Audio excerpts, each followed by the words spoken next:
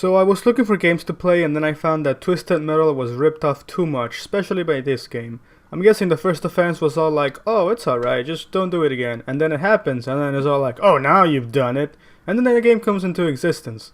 The gameplay is exactly the same as in Twisted Metal, with some character changes and map changes, but the same controls and everything. Then people complain about how League ripped off Dota, and well, these games look like they were made with the same source code or something, alright? Then a random thought found its way into my head. If Shaman King can have a Pokemon ripoff game, and a Metroidvania style game, and Naruto can have all these games coming out of nowhere, there's gotta be something on Knights of the Zodiac. And I found this. Now, I don't know much about the Knights of the Zodiac, other than the intro was awesome, and I grew up knowing them as Los Caballeros del Zodiaco, and the French name is Chevaliers du Zodiac, probably butcher that. The point is they sound so much cooler than their English counterparts.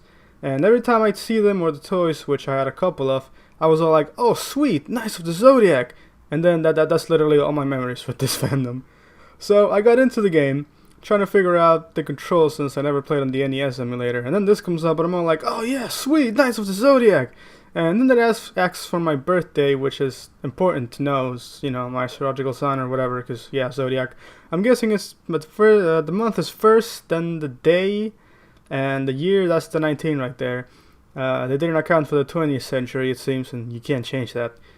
After that, I was like, alright, yeah, I got Capricorn, I did it right. Then I come into the game, you got the jump, you got the punch, select opens up this dialogue box, which I'm alright, like, alright, cool. Then I start walking. My expectations aren't that high since I know it's an old game and all, but I come across the first guy, which is a sparring partner or whatever. Then it turns out that this is an RPG.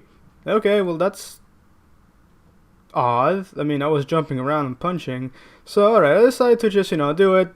Whatever. Start attacking, standard RPG fashion. Nothing seems to be hitting though. Kick and punch, dodge and parry, and I get it handed to me. Then it switches into the step down style of movement, and yeah, you can do it, whatever, yeah, okay, yeah. So I go back, and then eventually I figure out that you're supposed to charge your combos. You gotta slide the little power-up things on the bottom, and this takes a while to do. So I crank it all up, preferably to 11, then finally get past the first guy, and then by the time I got to this part, my enjoyment just drops to like negatives, just all the way down. I'm not enjoying this at all. This is really tedious. And I just shut it down. I felt betrayed. The game was clearly a platformer. I was jumping around, I had to punch, there was a kick, I was gonna beat some people up, I was gonna take names, but this is the reason why I don't often finish role-playing games. It claims to take strategy, but all I'm doing is pressing a button. There's no skill involved or anything, and I don't really understand how it works. And at this point, I stopped caring. Just know that the game betrayed me, and I'm gonna go back to waiting for the new Poppy to arrive in League of Legends.